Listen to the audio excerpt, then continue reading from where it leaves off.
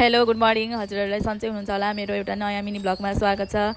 आज चाहिँ म डेली रुटिन दिन गइरहेको छु। अब मैले चाहिँ के गर्छु भनेर के गर्नु होइन, घर केटाकेटी भएको घरमा यसो खाजासाजा बनायो, खाजासाजा दियो बिहानै उठेर अनि घरको कामहरू त्यस्तै उस्तै हो, खात्रै भइरहन्छ घरमा, सबैको घरमा हुन्छ होला होइन। अनि हजुरहरू के कस्तो हुनुहुन्छ, के गर्नुहुन्छ कमेन्ट गर्नु होला। अनि मैले चाहिँ बाबुको लागि नास्ता बनाएँ। आज मेरो आफ्नो डेलिभरी पछाडि चाहिँ म चाहिँ पहिलोचोटि बाहिर यसो निस्किन आँटेको होइन।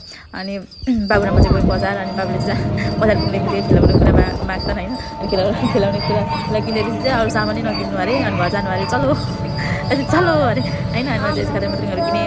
अनि घरको लागि चाहिनेहरू सबै सागसब्जी नै सकेको थियो सबै। अनि हाम्रो चाहिँ यहाँ बजार लाग्दैन नि त चोकमा, अलिक जानुपर्छ। अनि किनमेल गऱ्यौँ। अनि पछाडि मेरो छोरी चाहिँ बसिरहेको छ ज्ञानी भएर अहिले चाहिँ। अनि कडाइ गर्नुपर्छ क्या साथीहरू, के गर्नु। अनि हामी घर आएर यसो त्यहीँ बजारबाट ल्याएको सब्जीहरू बनायौँ। अनि पछाडि टक्क लगाएर बनाएँ अनि खायौँ। अनि खाए पछाडि यस्तै हो, पकायो खायो होइन। अनि अरू त्यस्तो त छैन विशेष भिडियो होइन, त्यही पनि विशेष नभए पनि यसो एक लाइक र कमेन्ट गरेर फलो गर्नु चाहिँ नभुल्नु होला। मेरो छोराले चाहिँ पढ न भनेको त, अनि बहिनी चाहिँ पढ्दैन, म चाहिँ कति पढ्नु अरे। अब के भन्नु होला केटाकेटीलाई होइन। यसो छोडेर म चाहिँ टिकटक बनायौँ। अनि हस् त नमस्ते, आजलाई यति नै। हजुर भिडियो अन्त्यसम्म हेर्नुभएकोमा लाइक कमेन्ट गरिदिनु होला, सेयर गरिदिनु होला, फलो गर्नु होला। बाई।